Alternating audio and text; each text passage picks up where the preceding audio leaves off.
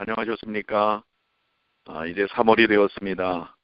새로운 초봄을 느낄 수 있는 귀한 3월, 하나님의 은혜를 통해서 우리 모두가 다시 한번 영적으로 성장하는 귀한 경험을 갖게 되시기를 간절히 축원합니다. 자, 오늘 제10과 가면귀에서 기도하시면서 오늘 귀한 과정의 말씀을 나누도록 하겠습니다. 하늘에 계시는 사랑이 많으신 아버지 하나님, 주님의 귀하신 은혜를 통하여 저희들이 잠시 새벽 기도를 쉬었지만 다시금 3월을 통해서 새로운 마음으로 새벽 기도를 시작할 수 있도록 도와주셔서 감사합니다. 오늘 이 시간 귀한 과정의 말씀을 나눌 때 성령님 함께하여 주시옵소서. 우리 주님 예수님의 이름으로 간절히 기도드리옵나이다. 아멘. 오늘은 제10과 가면 뒤에서 기억절의 말씀 잠언 25장 6절에 있는 말씀입니다. 왕 앞에서 스스로 높은 채 하지 말며 대인들의 자리에 서지 말라. 자, 우리가 세상의 인간관계 또 다른 사람 앞에서 어떤 태도와 자세를 취해야 할 것인지 말씀하고 있는데요. 학습 목표입니다. 깨닫기는 죄 많은 인생의 복잡한 문제들과 그것들을 해결하기 위한 거룩한 지혜의 필요성을 확인한다고 하는 것입니다. 우리 인생에는 여러 가지 복잡한 문제들이 많습니다. 특별히 인간관계에 있어서 그렇습니다. 그런 부분들을 잘 해결하기 위한 지혜가 필요하다는 사실이죠. 느끼기는 하나님의 말씀을 통해 주시는 도움과 명철의 복을 느끼는 것입니다. 말씀 속에 있는 참다운 지혜를 통해서 우리가 어떻게 삶의 문제들을 해결해 나가는지를 느끼는 것이고요. 행하기는 끝없이 마주하는 도덕적 문제와 선택을 위해 하나님의 말씀을 지혜의 원천으로 수용하는 것입니다. 우리 계속해서 우리의 삶에 도전하는 도덕적인 문제 또 선택에 대한 문제들, 그것을 우리가 하나님의 말씀과 지혜를 통해서 바르게 선택하는 것, 그것을 삶을 통해서 나타내야 할 부분이라고 하는 것입니다. 자, 이번 그 가면 뒤에서라고 하는 제목처럼 우리가 삶의 외식적인 부분, 거짓과 위선, 이런 부분들을 제해야 한다고 하는 것인데요. 특별히 우리 이 땅의 시초의 인류였던 이 아담과 하와, 특별히 하와는 달콤한 말로 하와의 행복에 문제를 일으켰던 이 화려한 뱀, 그 뒤에는 그녀의 죽음을 꾀하는 원수가 숨어 있었다고 하는 사실이죠. 마찬가지로 광명한 천사로 가장한 사단은 인류에게 가장 위험한 덫들을 준비하고 있습니다. 그 덫에 우리도 빠질 수 있다고 하는 것입니다. 그런데 그것들보다 더 위험하고 기만적인 것이 자기 위장입니다. 자기 스스로 우리의 모습이 아닌 것을 우리의 모습이라고 주장하는 것. 이거 자기 자신을 속이는 것입니다. 이런 부분들이 참 우리 그리스도인의 삶, 인생에게서 매우 치명적이고 위험한 요소라고 하는 사실을 말씀하고 있습니다. 이 기만의 수단에는 여러 가지가 있는데요. 가장 대표적인 것이 말을 통해서 이루어지는 것입니다.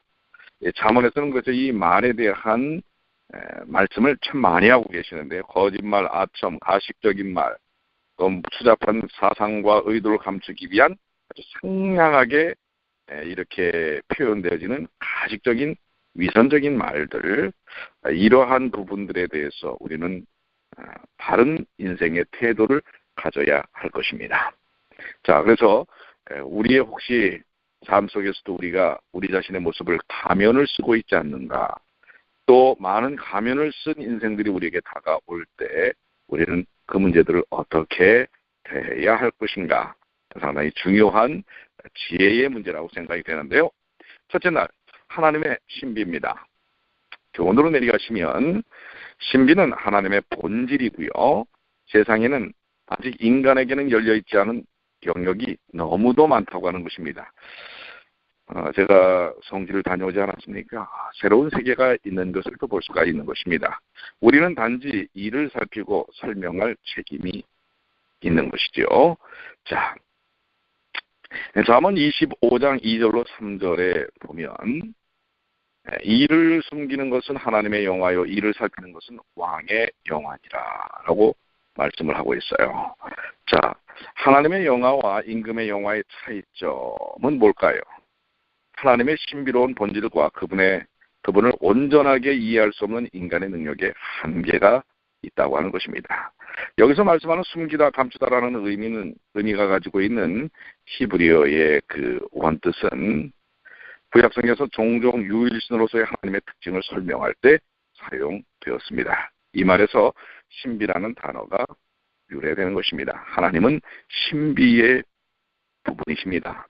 우리 인간이 다 이해할 수 없는 그런 부분이라는 사실을 알아야 합니다. 단지 그분이 우리에게 구원을 위하여 그분의 사랑을 표현하시고 그분을 우리에게 보여주신 부분들을 우리가 이해할 수밖에 없는 것입니다. 그렇기 때문에 우리는 하나님을 신비의 부분에서 접근해야 합니다. 하나님은 신비하신 분이라는 사실입니다. 반면에 임금, 이 땅에 있는 지도자들, 임금의 영화는 면밀히 조사를 받으려는 자발성에서 비롯된다라고 하는 것입니다. 자, 이 왕의 영화는 이를 살피는 것이다. 그 왕 자체가 신비한 것은 아니지만 이 땅에서 일어나는 일들, 인간관계, 삶에 대한 문제들을 살피는 일들이 왕에게 주어진 책임이라고 하는 것입니다. 그래서 왕은 그런 일들을 접근함에 있어서 투명함과 신뢰성, 이것이 필요하다고 하는 것입니다. 투명하고 신뢰를 가지고 공평하게 그런 문제들을 바르게 이해하고 접근하는 일들이 필요합니다. 이를 살피는 것, 즉 그가 하려는 일과 벌어지는 일들에 대해 설명하는 것, 이것이 바로 왕과 지도자들의 의무라고 하는 사실을 말씀하고 있습니다. 하나님은 신비하십니다. 그러나 이 땅의 지도자들은 세상에서 일어나는 일들에 대해 투명하고 신뢰심을 갖고 그것을 살피는 일들이 필요하다고 하는 것입니다. 하나님께서 신비하신 분이라고 하는 사실을, 즉 인간의 지혜와 인간의 지식으로 하나님을 다 이해할 수 없다는 사실을 우리는 인정해야 한다는 것 기억해야 합니다. 그렇기 때문에 우리는 하나님 앞에 겸허해야 합니다. 겸손해야 합니다.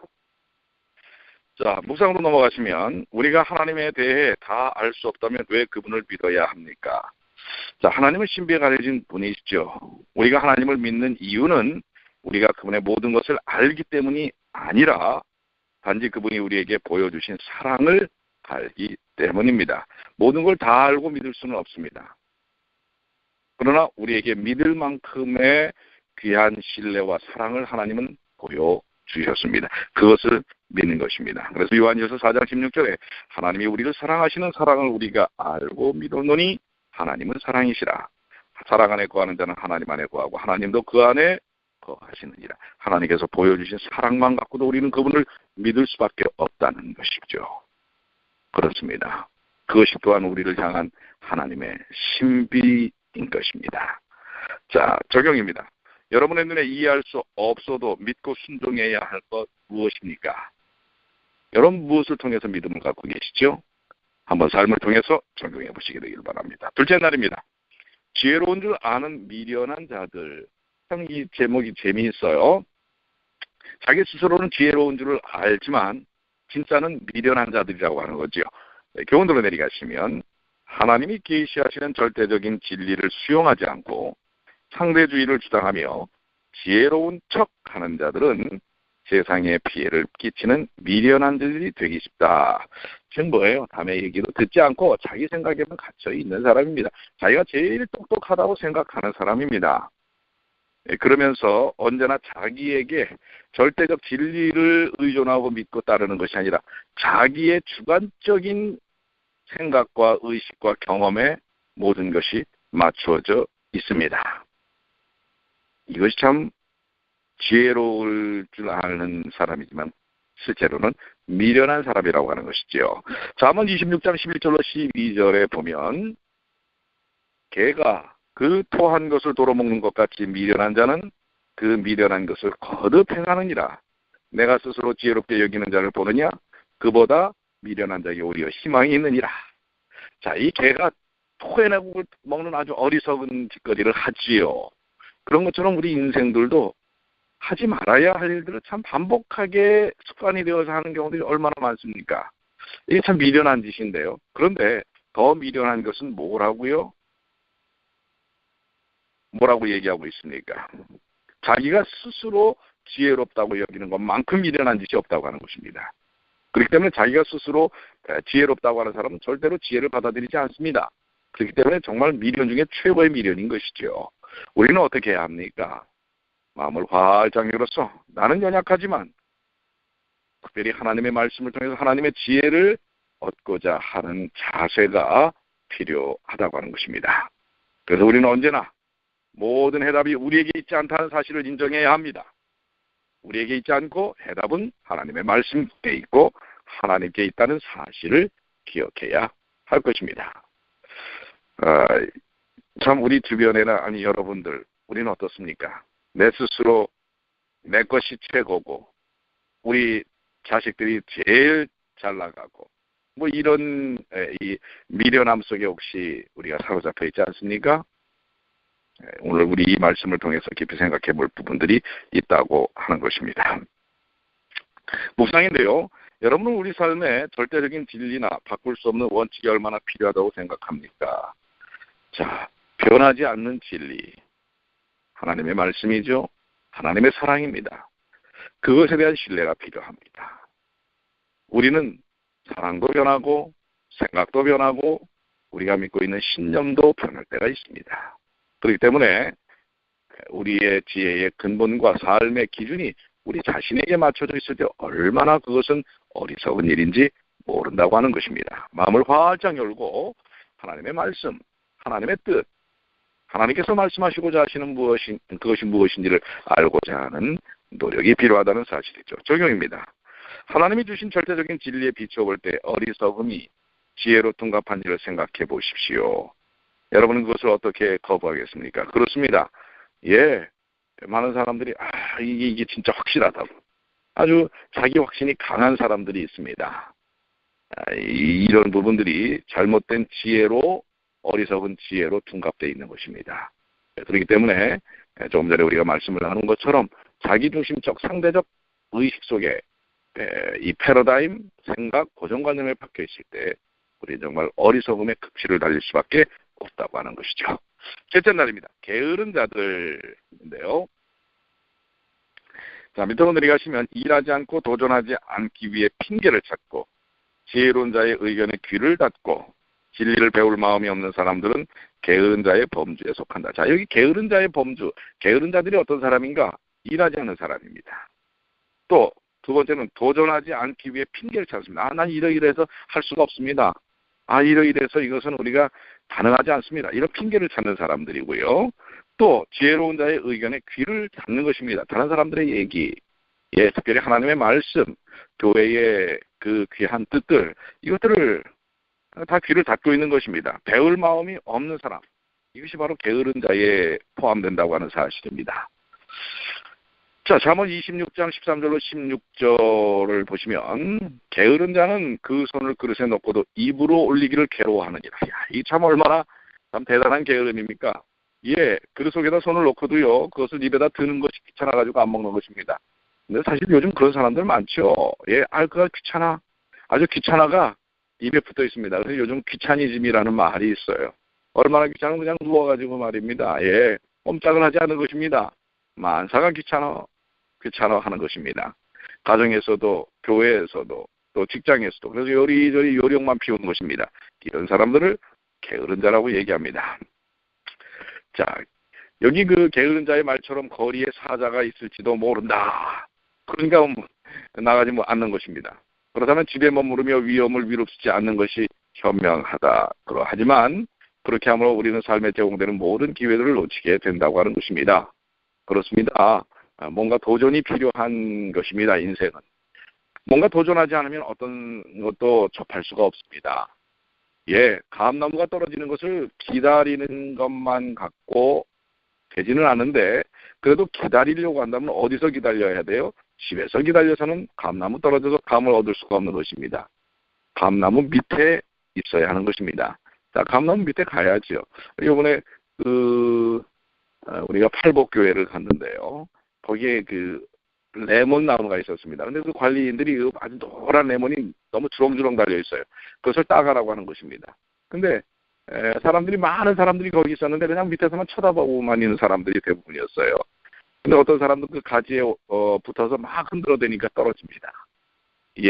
가만히 있어서는 그 레몬이 떨어지지 않는 것입니다. 그 레몬을 얻기 위해서는 어떻게 해요? 가지라도 흔들어 봐야 하는 것입니다. 어떤 사람은 나무를 구해가지고 작대기로 쳐서 떨어뜨리는 것입니다. 뭔가 도전하지 않으면 안 됩니다. 이거 분명히 관리인이 가져가라고 그랬거든요. 그런데 이거 하면은 뭐 어쩌고 핑계를 대게 되면 결국 아무것도 할 수가 없다고 하는 것입니다. 이런 핑계에서 우리는 벗어나야 합니다. 교회를 하는데도 이런 핑계 저런 핑계를 대는 경우들이 있을 수 있지요. 뭐가 어쩌서 뭐가 안 되고 뭐가 어쩌서 안 된다. 이것은 게으름의 표라고 하는 사실이죠. 그런데 여기 게으르고 미련한 자들에게 더 심각한 상태가 있는데요. 그게 뭐라고요? 그것은 그들의 지적인 나태함과 폐쇄적인 사고 그리고 자신의 상태에 대한 확신입니다. 그들은 자신을 지혜로운 사람보다 7배 더 지혜롭게 여기면서 자기보다 지혜로울지는 모르는 다른 사람의 의견에는 귀를 닫는 것입니다. 자신이 모든 해답을 알고 있다고 생각하는 사람은 정말 그렇지 못한 사람이라고 하는 것입니다.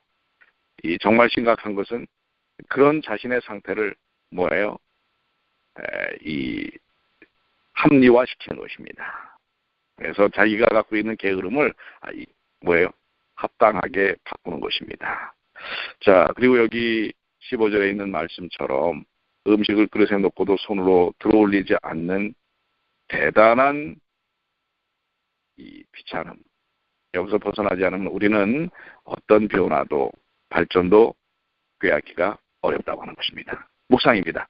게으름은 여러분에게 얼마나 심각한 문제입니까? 특별히 이 습관화되어 있는 게으름. 이것은 신체적으로도 영적으로도 또 관계적으로도 문제를 유발할 수 있다는 사실을 기억해야 합니다. 특별히 오늘날 이 컴퓨터 시대, TV, 미디어 시대에는 더욱더 나서지 않고 그냥 집안에만 있는 그런 경우들이 있습니다. 그 나태함에서 우리가 벗어나지 않으면 그래서 여러분들 여행도 다니셔야 하고 또 운동도 하셔야 되고 뭔가 새로운 도전도 해야 합니다. 그저 머릿속으로만 마음속으로만 생각해서는 어떤 것도 이루어지지 않는다고 하는 것입니다. 기도하고 주님께서 주시는 확신 속에서 우리는 과감히 도전하는 일들이 필요합니다. 적용입니다. 자신에게 있는 나태함의 문제를 어떻게 개선하기로 결심하겠습니까? 자, 우리가 개선되어야 할 나태함, 게으름을 어떻게 벗어날 수 있을지 한번 여러분들이 삶을 통해서 적용해 보시게 되기를 바랍니다. 자, 넷째 날입니다. 원수 같은 친구. 자, 넷째 날과 다섯째 날이 제목이 조금 바꿔서 설명을 하고 있는데요. 넷째 날은 원수 같은 친구고 다섯째 날은 친구 같은 원수입니다. 자, 원수 같은 친구가 좋습니까? 친구 같은 원수가 좋습니까? 저는 원수 같은 친구가 좋겠습니다. 결국 원수 같은 것이지만 친구죠. 그러나 다섯째 날에 있는 친구 같은 원수는 친구 같지만 결국은 원수라고 하는 사실입니다. 그래서 우리 넷째 날에 있는 원수 같은 친구에 대한 부분은 밑으로 내려가시면 진정한 우정은 때때로 정직한 책망과 대립을 서슴지 않는다. 친구이기 때문에 원수같이 달려들어야 한다는 것이죠. 그래서 때로는 책망도 하고 또 대립도 서슴없이 하는 것입니다. 그런 우정을 나누는 친구는 서로의 품성과 실력을 발전시킨다라고 얘기하는 것입니다. 자, 잠언 27장 5절로 6절에 보면 면책은 숨은 사람보다 나으니라. 친구의 아픔 책망은 충직으로 말미암는 것이나 원수의 잦은 입맞춤은 거짓에서 난 것이니라. 앞에서는 그냥 정말 계속된 표현을 알랑방구를 끼고 그 뒤에서는 그렇지 않는 친구 같은 원수가 있는가 하면 정말 뭐예요? 따끔한 충고, 서로 그것을 받아들일 수 있는 그런 친구. 따끔하기 때문에 원수같이 덤벼듭니다. 그러나 결국 진정 그 마음속에는 진정한 우정 때문에 그렇게 하는 것. 이런 관계가 사실 필요하다고 하는 것입니다. 때로는 그렇기 때문에 친구 사이에도 마찰이 있을 수 있습니다. 잠언 27장 17절에 철이 철을 날카롭게 하는 것 같이 사람이 그 친구의 얼굴을 빛나게 하느니라. 자, 철을 날카롭게 하는 건 철이라고 하는 철을 맞대어서 이렇게 비비면은 그게 더 날카롭게 된다고 하는 것입니다. 그런 것처럼 이 친구의 책망과 또 조언은 친구의 얼굴을 오히려 빛나게 할 수 있다고 하는 것입니다. 첨예한 대립의 시험을 통과한 우정은 질적으로 서로를 위해서 발전시킬 수 있고 서로의 인격이 더 고양되고 성장하고 강화될 수 있다고 하는 것입니다. 그렇기 때문에 때때로 정말 이렇게 조언해 줄 수 있고 따끔하게 책망해 줄 수 있는 친구가 있다는 것. 근데 친구도 아니면서 그렇게 따끔하게 하면 또 받아들이지 못해요. 먼저 여러분들 따뜻한 사랑으로 친구가 되어야 합니다. 그런데 어떤 친구가 되어야 되는가? 그 친구는 따끔한 면책과 깨달음과 또 조언을 해줄 수 있는 그런 친구가 있어야 할 것이고 또 여러분들도 그런 친구로 서시게 되기를 바라고요. 우리 성경 말씀에 따끔하게 우리에게 권면하는 말씀은 바로 그 사랑을 바탕으로 하고 있다는 것 기억하시게 되길 바랍니다. 묵상입니다. 여러분은 우리 교회에서 진실한 책망이 얼마나 가능하다고 생각합니까? 정말 그게 가능합니까? 책망을 진실한 마음으로 했는데 상대는 뭐예요? 화를 내고 받아들이지 못하는 경우가 얼마나 많습니까? 그건 왜 그래요? 진정한 우정과 사랑, 친구가 되지 못했기 때문에 그렇습니다. 그러니까 여러분들 친구가 아닌 상태에서는 책망하면 안 됩니다. 받아들이질 못해요. 오히려 더 화가 옵니다.